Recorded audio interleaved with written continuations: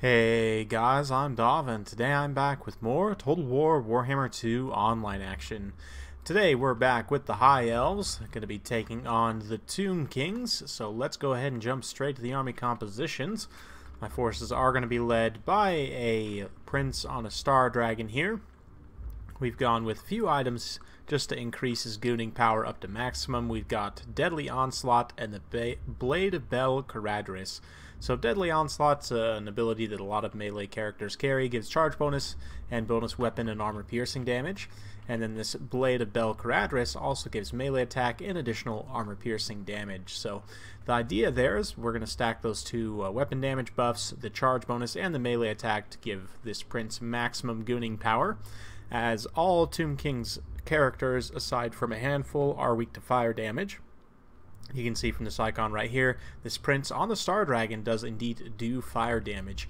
So we're going to go for a maximum goon there. We've got a front line, a mix of spearmen with two Phoenix Guard. Decided to bring these guys. They can get monster mashed a little bit against the Tomb Kings if they bring multiple large elite tier constructs.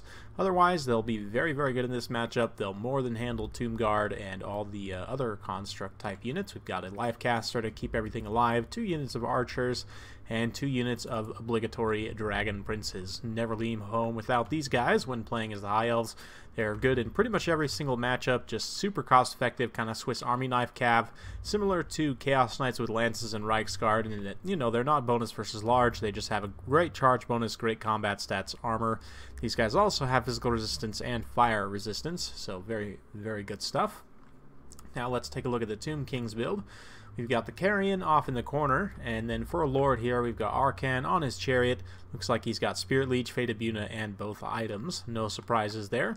We've also got a Tomb Prince to back him up.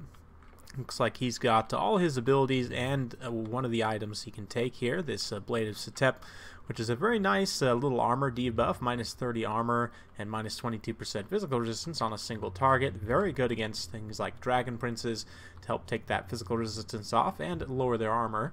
He's also got a Necro Sphinx, 2 units of Ushabti Great Bows, one of which is the Chosen of the Gods Regiment of Renown.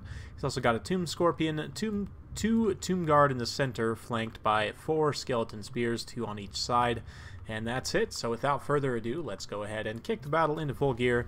We'll watch things unfold. So right off the bat, I'm going to be doing a little bit of scouting here, just moving my Dragon Princes up to try and get vision kind of over on this side.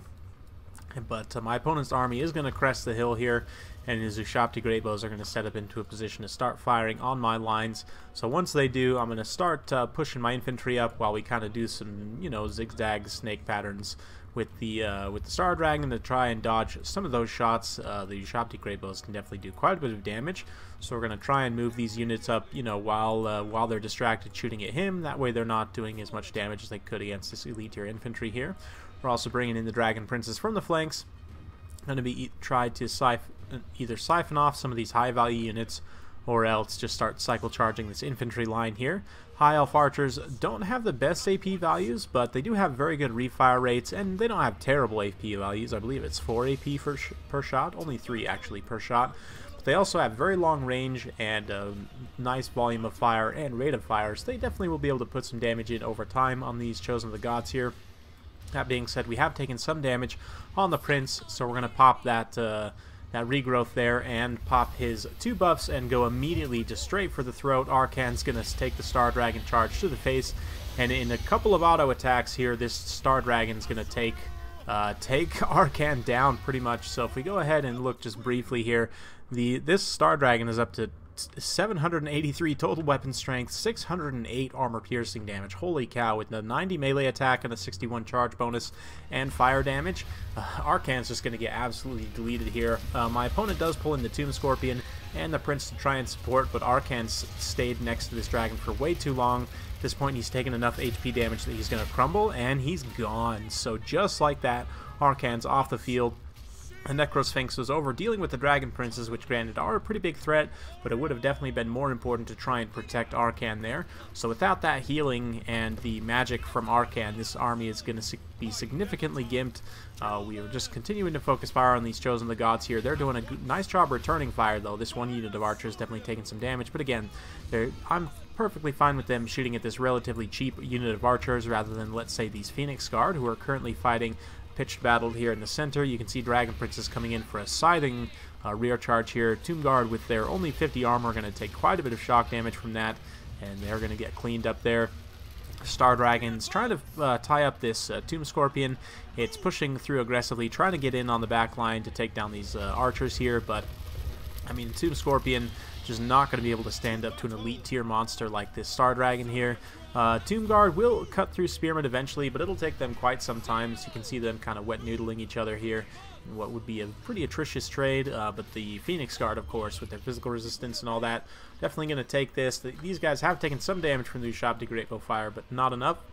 Meanwhile, this Necrosphinx is still off chasing these Dragon Princes, which, again, high value target here, but my opponent needed to have this Necrosphinx in the mainline engagement to help support. You can see the balance of power starting to turn in my favor a little bit. These Carrion are going to try and come down and step on these archers here, but with the regrowth to that Star Dragon, each tick of that is going to tick on the balance of power, and things are going to turn more and more in my favor. You can see this Tomb Prince coming in here, dropping the Tomb Strike, also drops the Curse of Jaff here, giving all these guys the Rampage and the minus 26 melee attack. But that being said, at the end of the day, you know, the Rampage will make him still attack, and with the fire damage and everything, this Noble is not going to have a good day here. You can see him, he's trying to stand up to this Star Dragon, but he's just going to get chewed on, no problem. And yeah, you can see my opponent trying to pull away there, but yeah, this guy, I mean, just the insane armor-piercing flaming damage from the Star Dragon is going to be great at taking out Tomb King's characters. So yeah, this Prince is done. The Necrosphinx is coming in, but at this point it's getting pretty close to army losses. It's mostly just the Necrosphinx and a couple units of Tattered Tomb Guard holding out. So yeah, fun battle, well played my opponent. We'll kind of soak up some cinematic action here as as we finish things out. And this is one of the reasons why I think the High Elves actually have a pretty decent matchup against the Tomb Kings, just because, I mean, there's very little you can do against something like that with Arkhan. Arkhan, he doesn't have any, you know, elite tier monstrous mount that gives him a ton of hit points, whereas someone like Cetra, I mean, yes, he has the flammable, he'll get decked in that matchup still. I mean, the Star Dragon, you'll still have to cut and run, but I mean, he does have more hit points on the Necrosphinx, or not, sorry, not the Necrosphinx, the War Sphinx. But yeah, you can see the Necrosphinx going down there, and with that's going to be a victory for the High Elves. My opponent did summon up his unit of Ushabti here at the very last second, but he's going to admit defeat, seeing as he doesn't want to fight through the end here. It's pretty much guaranteed victory for me at this point, so well played to my opponent. Hope you guys enjoyed watching that battle. Just a little bit of a reminder of how powerful Star Dragons are at gooning out Tomb King's characters. I mean, Arkhan literally didn't contribute to the combat at all there. Just got completely shut down from the beginning. In terms of the rest of my army, obviously the Phoenix Guard weren't really challenged too much because there wasn't any Fate Abuna or other like shenanigans from Arkhan. The Dragon Princes, one of them got beat up pretty bad by the Necrosphinx, but just distracting that Necrosphinx was honestly worth it enough for me to be able to get in there and just goon Arkhan really fast. Again, the archers are doing a nice job kind of distracting the Ushabti Great Bows and putting in a little bit of damage there as well. Spearmen holding in the front line pretty decently. For my opponent, his Ushabti Great Bows were able to get some good work in. The Necrosphinx did get a chevron from taking out some of those Dragon Princes, but again, he needed to keep that thing right next to Arkhan. If your opponent brings a Star Dragon, you definitely need to keep them close by. So let's go ahead and take a look at a few things for the Tomb Kings, as I definitely think they're one of the higher tier factions. But against the High Elves, things can potentially be tricky, and you have to watch out for some heavy-duty gooning like that. If you're going to be taking Arkhan, the Chariot, I mean, it's just as fast as the Skeletal Steed, but because it has a larger hitbox, it's easier to hit. So it may be worth taking him on the Skeletal Steed. If you take him on foot, I mean, he's not going to be able to get away. Sure, he won't maybe take the full charge damage. He'll get knocked around a little bit, but he's not going to be able to get away from the Star Dragon. So maybe the Skeleton Steed is the best way to go there, and then you can still kit him out as you would otherwise. But something else to consider is Kotep. Now, Kotep is made of paper initially, without any mounts. He doesn't have the flammable trait, though. He's the only one of the Tomb King's lords that does not have the flammable trait. If you put him on the Chariot or on his DJ setup here, either one has decent armor. The Chariot's the best option at 95. He still doesn't have very much hit points, but he is fast, 95 armor, and has some decent speed to be able to get away. And of course, anti-infantry really doesn't have great combat stats, but a decent charge bonus. Really not meant to be a combat lord. But the chariot does give him mobility and extra armor, so there's that to consider. But I mean, Kotep, like I said, is still made of paper in terms of his combat stats, and just the crazy amounts of armor piercing damage from the Star Dragon will still give him super hard. So some things you can do there, potentially you could do something like taking a regular Tomb King just to cheap him out as much as possible, and then maybe go with Lore of Light, so when they come in to try and Goon, you can get them with the Net of Amantok, and then shoot them with the Ushabti Great Bows. Or else, if you notice here, we'll take a look at the Necrosphinxes.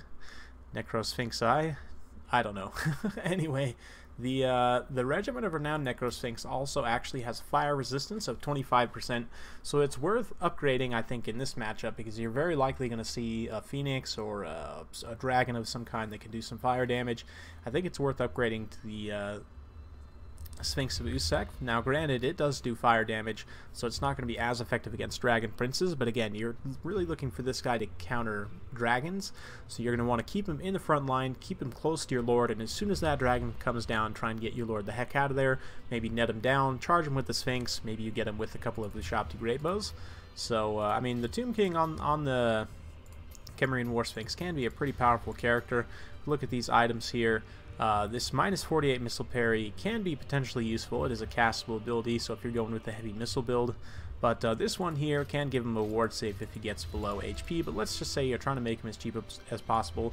You don't really need the Tomb Strike, as he already causes terror. Reanimate, you can maybe cut. The other two probably want to hang on to.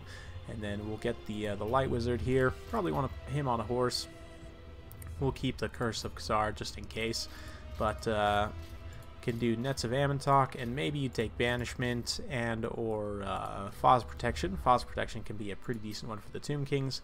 So you also want this scroll here. It can give you a serious power recharge rate proportional to the units in the area of effect. So especially in a late game, if you're in a big blob, you can get a lot of Winds of Magic out of that. But then you know, you could still build the core of the army similar. You know, you get the two Ushabti Great Bows to deal damage at range. You know, you get the couple Tomb Guard here. Maybe you even want to go a couple Tomb Guard with halberds. Then you get some skeleton spears as well, just because the halberds, again, they have armor piercing. They're going to trade more effectively against the large stuff like dragon princes and dragons themselves and so on. So something like this I think would be pretty decent here as well. I mean, obviously you don't get the healing from Arkhan, but even still could potentially be pretty powerful. And then yeah, the Tomb Scorpion can be a decent one in this matchup, or you know, you've still got some points to play with here. You could potentially try and cheap out on a few more things, like if we come in here and cheap out on Reanimate, and maybe we get rid of some other things as well, like this here. Then we almost have enough to get a higher tier monster, but we could even get something like these Necropolis Knights or the Regiment of Renowned Sepulchral Stalkers, who are a unit I haven't really covered too much. They are a pretty solid unit overall, but some different thoughts there. Let me know what you guys think in the comments down below. Hope you guys enjoyed watching. If you like this kind of content, be sure to like and subscribe. Hit that bell notification button so every time I upload a new video, you'll be notified. Appreciate all your support. Thank you very much for watching, and we'll see you next time.